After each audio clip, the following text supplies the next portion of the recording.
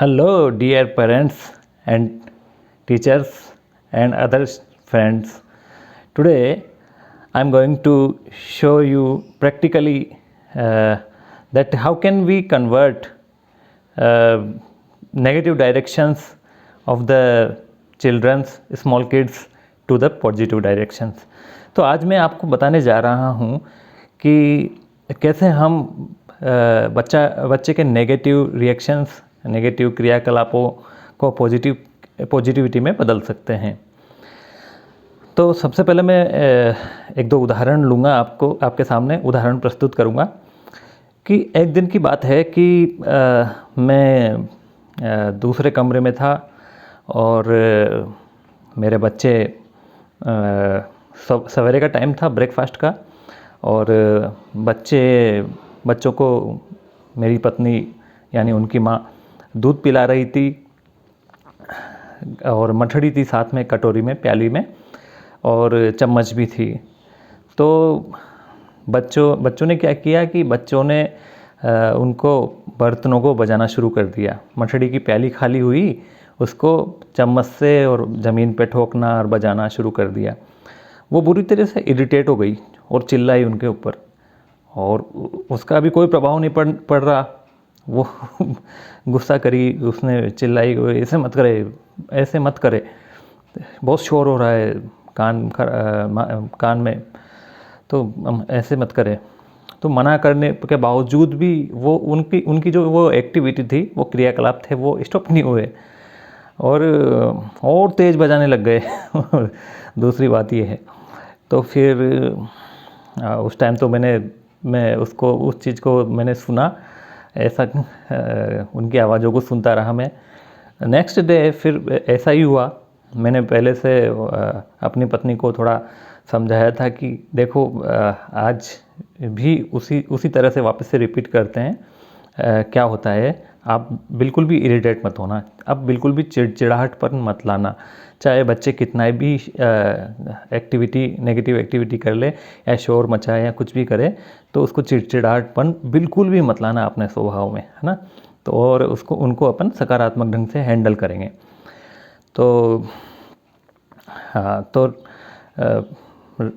मेरी पत्नी ने दूध परोसा मेरे लिए, बच्चों के लिए, खुद के लिए, और मठड़ी की प्याली भी लेके आई, वही चम्मच भी लेके आई।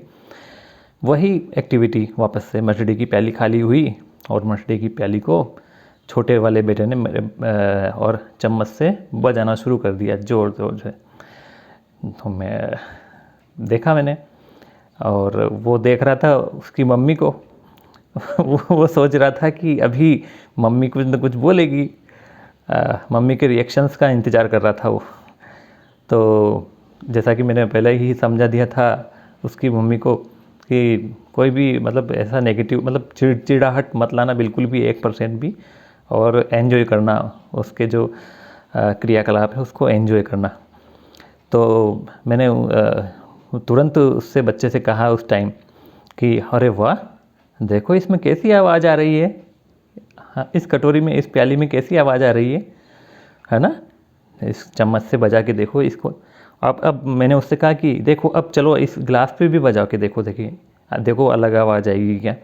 उसने गिलास पे भी बजा के देखा। फिर मैंने उससे कहा कि चलो अब थोड़ा ज़मीन पे भी बजा के देखो, यहाँ फ़र्श पे भी। तो उसने फ़र्श पे भी बजाया। हाँ पापा, अलग आवाज़ आई। तो उसने फिर कटोरी को, प्याली को उल्टी करा, उसको बजाया। एक दो चीज़ें और रखी हुई थी आसपास, उनको बजाया। फिर थोड़ा सा क्या है कि वो तेज़ बजा रहा था, तो मैंने उससे कहा बेटा थोड़ा धीरे बजाओ, धीरे, तब अच्छी आवाज़ आएगी। तो वो थोड़ा आराम से, प्यार से बजाने लग गया। वो मतलब एक म्यूजिक बन गया उसके लिए, एक रिदम बन गई वो चम्मच से बजाना। अब वो चम्मच छोड़ के उसके दिमाग में क्यूरियोसिटी आ गई, पैदा हो गई। चम्मच छोड़ के उसने उसको हाथ से भी बजा के देखा प्याली को, तो हाथ से भी अलग आवाज़ आई। फिर मैंने कहा कि नाखून से बजाओ, देखिए नाखून से, तो नाखून से बजाया उसने, फिर अलग आवाज़ आई। तो इस प्रकार से फिर उसने ज़मीन को बजाया, और अन्य चीज़ें जो थी आसपास की प्लास्टिक की चीज़ें, उनको भी धीरे धीरे बजाया। तो वो इस तरह से वो धीरे धीरे आराम से वो जो एकदम से शोर मचा करके बजा रहा था वो, उसको वो एक मतलब क्रिएटिव ढंग से वो उस काम को करने की कोशिश करने लगा। तो वो ध्वनियों को पकड़ने लगा, साउंड्स को पकड़ने लगा और रिदम को पकड़ने लगा, रिदम की तरह बजाने लगा धीरे धीरे आराम से। तो उसमें थोड़े टाइम बाद में उसने वो बजाना छोड़ दिया आराम से, मतलब वो छोड़ दिया। और मतलब उसने काफ़ी देर तक कई सारी चीज़ों को बजाया और ऐसे करके देखा। तो ये जो नेगेटिव डायरेक्शन थी, जो नेगेटिव क्रियाकलाप था उसका, जो कि बहुत चिड़चिड़ाहट उत्पन्न कर रहा था, कैसे वो एक मतलब उनको बच्चों को भी एक क्रिएटिविटी मिल गई, उसकी डायरेक्शन को हमने चेंज कर दिया, टर्न कर दिया थोड़े से पॉजिटिव व्यवहार से। अगर हम नेगेटिव व्यवहार लेते वहाँ पर, चिड़चिड़ाहट भरा ही लेते, इरिटेट होते, तो वो नहीं छोड़ता और ज़्यादा करता तो किसी भी तो इस प्रकार का ये तो एक एग्जाम्पल है केवल कि कैसे हम बच्चों को रोके नहीं, उनको रोकना नहीं है, बस उनको सही डायरेक्शन देना है। वो जो जिस डायरेक्शन में जिस तरह से वो काम कर रहे हैं, प्यार से, खुशी से, एंजॉय के साथ में, उनको ऐसा लगना चाहिए कि देखो अपने पेरेंट्स भी, अपने टीचर्स भी अपने साथ में मेरा समर्थन कर रहे हैं। हाँ, तो इससे क्या है कि उसको अच्छा फील होगा बच्चे को, और वो उस कार्य को थोड़ा सही ढंग से ऑर्गेनाइज करने की कोशिश करेगा। मैं आपको बता दूं कि कोई भी कार्य व्यर्थ नहीं है। बच्चा अगर चिल्लाता भी है, बहुत भयंकर चिल्ला रहा है, बहुत तेज़ चिल्ला रहा है, तो वो भी एक कला है, चिल्लाना भी।